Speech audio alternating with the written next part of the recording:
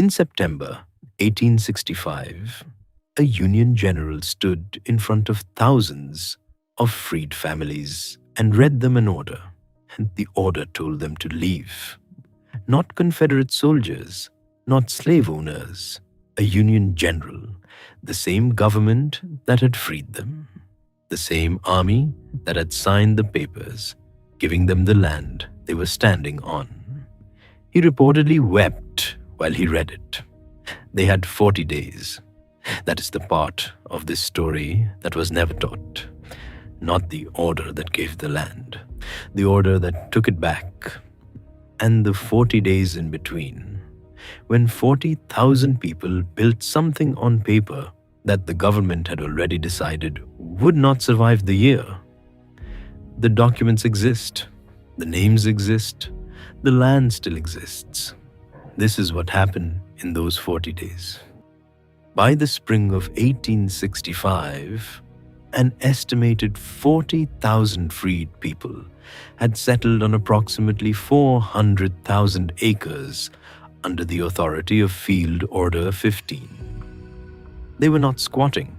They had documents, possessory titles issued by the Freedmen's Bureau, the federal agency created by Congress in March 1865 specifically to manage the transition from slavery to citizenship. Those titles were not full deeds, they were temporary authorizations. But they were federal documents that issued under federal authority, describing specific plots of land assigned to specific families. The families planted. Some had been farming that exact land for decades as enslaved laborers and now worked it as their own. On April 14th, 1865, Abraham Lincoln was shot at Ford's Theater. He died the following morning. Andrew Johnson became President of the United States. Johnson was a Tennessee Democrat who had opposed secession, but had never opposed slavery.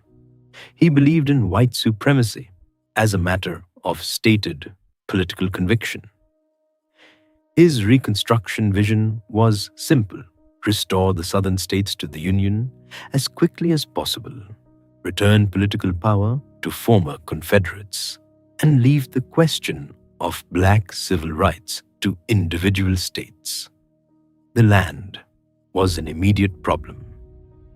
Former Confederate landowners began petitioning Johnson for the return of their property almost immediately after the war ended.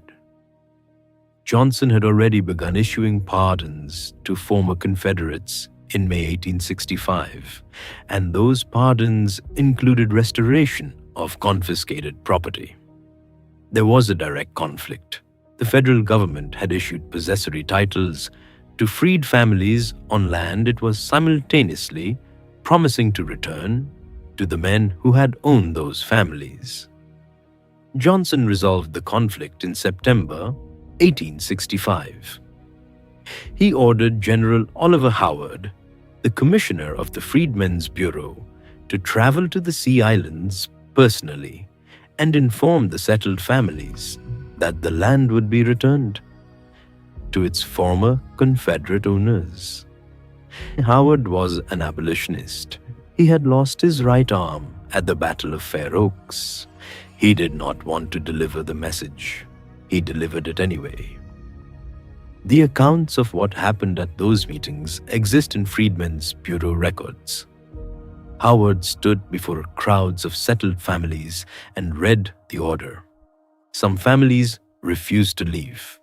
Some demanded to know how the government could give them land and then take it back. Howard reportedly wept. The families were removed.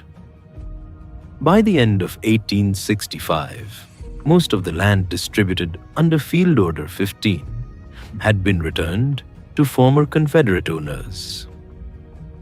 The 40 days were over. Congress did not accept Johnson's reversal without resistance. The radical Republicans, who controlled the House and Senate, understood exactly what had happened. In early 1866, they passed legislation that would have provided legal title to the families settled under Field Order 15. Johnson vetoed it. They passed a Civil Rights Act. Johnson vetoed it. Congress overrode both vetoes, but the land itself was already gone. The Freedmen's Bureau records from this period are some of the most detailed documents of human displacement in American history. They are held at the National Archives. They have been partially digitized. Researchers who work with them describe the experience in consistent terms. The records show a federal bureaucracy that was simultaneously trying to protect the people it had been created to serve and executing orders that destroyed the protections it had just issued. Field agents wrote letters to Washington describing specific families, specific plots, specific moments of removal. A bureau agent in South Carolina named John Alvord filed reports throughout 1865 and 1866 documenting the settlements, the titles issued, and the subsequent evictions. Those reports exist. They describe the same pattern across hundreds of individual cases. A family receives a title. A former Confederate owner presents a presidential pardon. A bureau agent, often sympathetic, often personally opposed to what he is being asked to do, executes the removal. There is a document in the Freedmen's Bureau records that I keep returning to.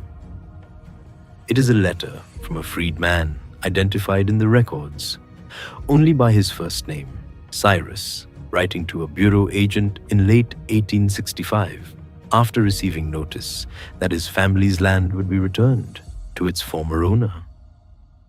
The letter, as transcribed in a 1997 academic study of bureau correspondence, asks a single question. He writes that he has the paper the government gave him. He asks what the paper means if the government can take back what the paper says he owns. The bureau agent's response, if one was sent, is not in the surviving record. The academic history of Reconstruction has known about Special Field Order 15 for a long time. E.B. Du Bois wrote about it in 1935 in Black Reconstruction in America. Eric Foner's landmark 1988 study of Reconstruction covers it in detail. The scholarly record is not blank. What is blank is the version taught in American schools. For most of the 20th century, the dominant historical narrative of Reconstruction was shaped by what historians now call the Dunning School, an interpretation developed at Columbia University in the early 1900s that portrayed Reconstruction as a period of corrupt misrule imposed on the defeated South by Northern radicals and unqualified black office holders. That interpretation held for decades in textbooks, in popular histories, and in films. In that framing, Field Order 15 was either absent or treated as a chaotic overreach. Sherman acting outside his authority, Johnson correctly restoring legal order. The families who lost the land do not appear in that version of the story at all. What that framing accomplished was specific. It made Johnson's reversal look like a correction rather than a confiscation. It made the removal of 40,000 families from land they had been given by federal order look like the restoration of property rights rather than the destruction of them. The Dunning School interpretation began losing academic credibility in the 1960s. By the 1980s, it had been largely dismantled by professional historians. But textbooks change slowly. Popular understanding changes slower still. The families who were removed had descendants. Those descendants grew up in a country where the land their families had briefly held was owned by someone else, where the documentation of that brief ownership existed in archives most people never access, and where the official story of why things were the way they were did not include the 40 days. The order is at the National Archives. The possessory titles issued under it are in the Freedmen's Bureau records. The correspondence documenting the removals is preserved in collections at universities across the South. The transcript of the January 12th meeting, where Garrison Frazier told Sherman what freed people needed, is publicly available. None of this is hidden. All of it has been available for decades. What has not been available in the version of American history that most Americans absorbed is the sequence, the order, the families, the titles, the 40 days of actual possession, the meeting where Howard wept, the letter from Cyrus asking what his paper meant. The sequence is the story, and the sequence was not taught. There is a direct line from January 16, 1865 to the present. The families who built on that land and were removed from it had children. Those children had children. The compounding of wealth and property ownership across generations that defines economic stability in America. That compounding began for some families and did not begin for others in the specific weeks between January and September 1865. Eileen, the land still exists. The records still exist. The gap they document between what was promised and what was delivered still exists inside the economic data of every county where those settlements stood. Special Field Order Number 15 was signed on January 16th, 1865. The land was distributed. The families built on it. 40 days later, the soldiers came back. The order remembers what happened. The land remembers who worked it. The records remember the names. The version of history most Americans were taught forgot all three.